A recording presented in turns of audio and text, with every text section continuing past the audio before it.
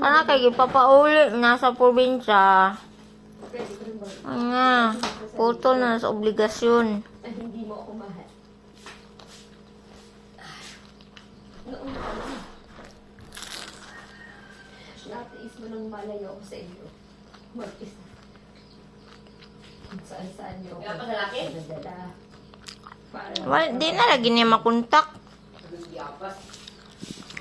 Pasumangil ato niyang uli sa mo probinsya kay di na ko kaya magkuanderye mo budget.